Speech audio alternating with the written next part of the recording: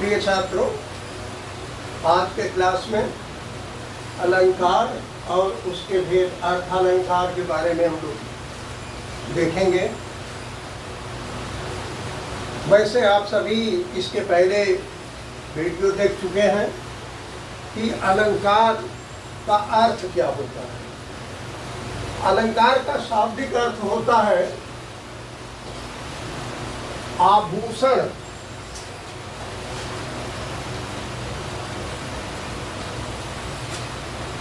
अलंकार का शाब्दिक अर्थ होता है आभूषण, जिसको आम तरीके से आम भाषा में कहते हैं गहना।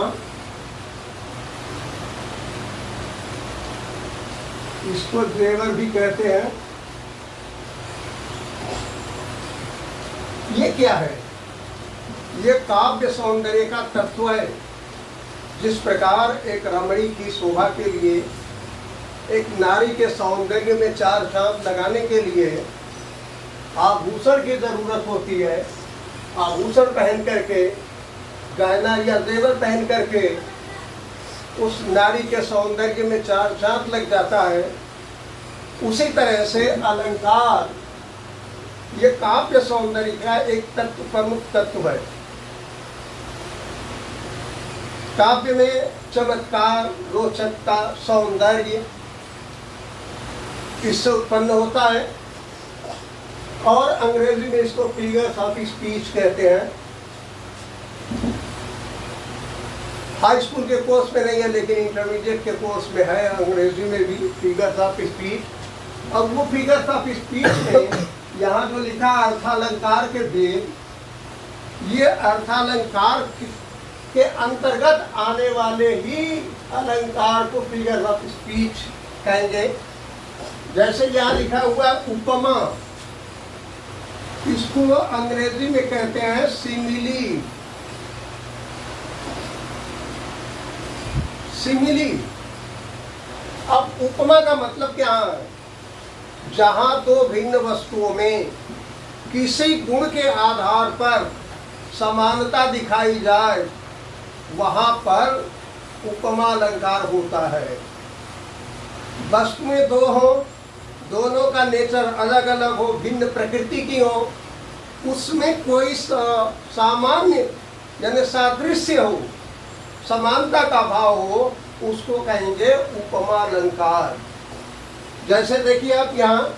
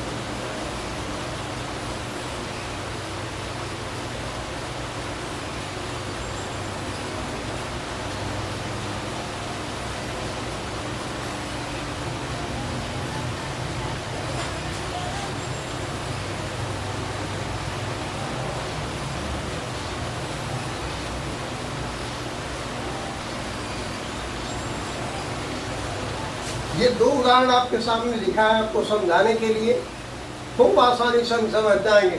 पहले में लिखा है पीपर पात सरिस मन डोला। यहाँ है पीपर पात यानी पीपल का पत्ता, सरिस समान, मन डोला, मन जो है वो विचलित हुआ, हरकत किया। अब यहाँ पीपर पात इसलिए लिखा है कि पीपल के पत्ते का जो डंठल होता है, उसमें आप देखेंगे तो ये जो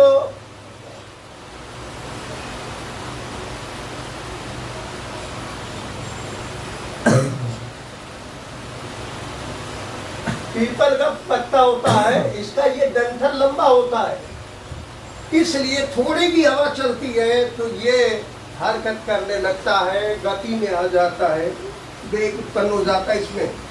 तो ये लिखा है पीपर पात सरिसमन डोला। अब इसमें आप गौर करेंगे, ध्यान देंगे, तो इसमें उपमेय, उपमान,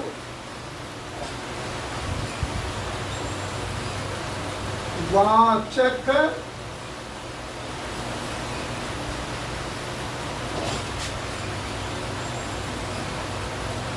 धर्म, इसके 4 भाग होते हैं, उपमेय, उपमान, वाचक और धर्म।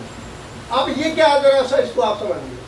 उपमेय का मतलब जिसकी तुलना की जाए, the object which is compare. अब इसमें किसकी तुलना की जा रही है?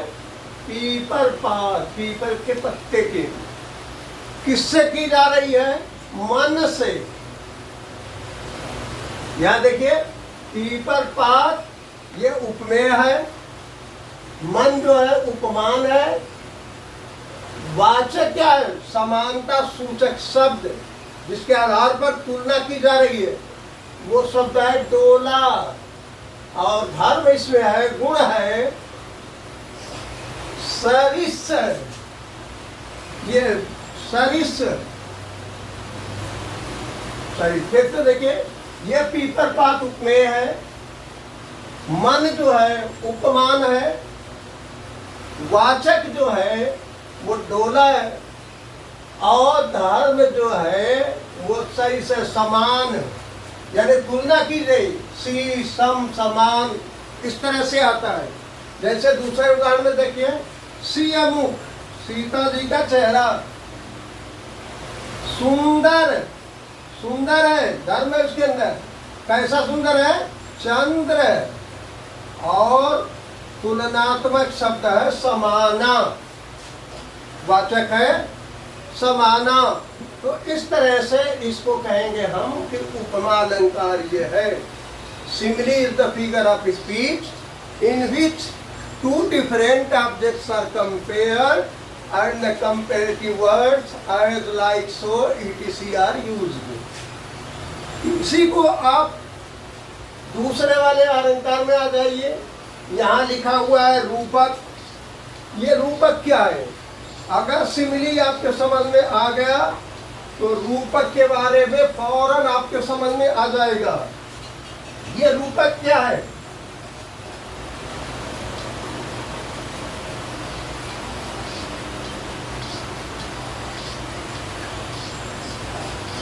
मेटाफर, यानी रूपक कहते हैं कंडेंस्ड सिमिली, यानी सिमिली के उपमा अलंकार के संक्षिप्त रूप को रूपक कहते हैं हिंदी में, अंग्रेजी में मेटाफर कहते हैं। फर्क सिर्फ इतना है कि जो कंपैरेटिव वर्ड्स हैं, डोला और समाना, समाना, सरिस, ये सब नहीं रहेंगे। और हिंदी में बहुत अच्छी पहचान इसको है। हिंदी में इसको करने के लिए इसमें अर्थ जब करते हैं तो रूपी शब्द आ जाता है। जैसे देखिए इसका उदाहरण,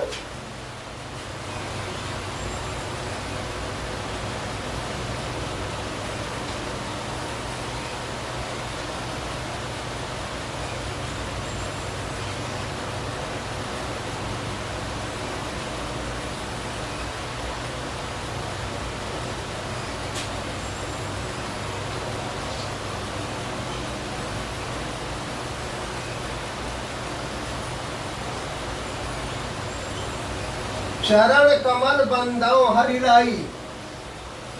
चरण कमल,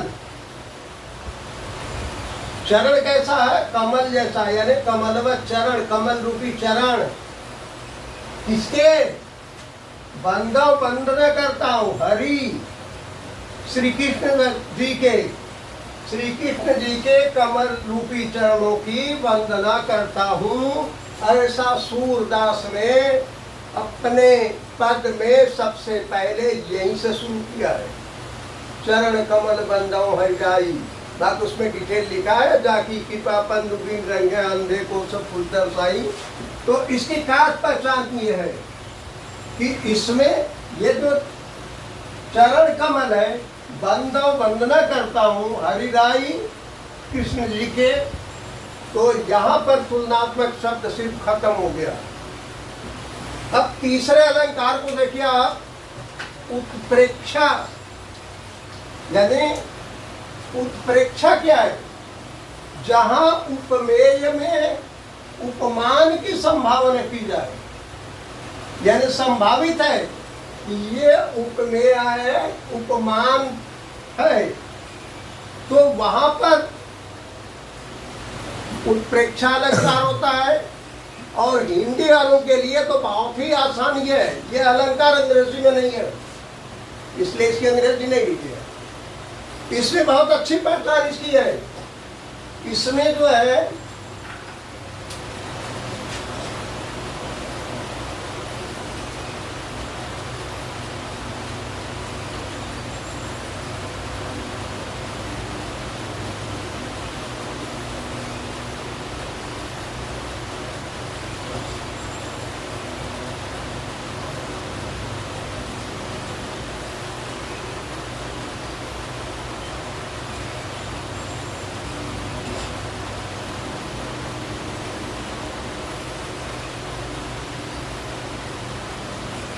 बहुत आसान।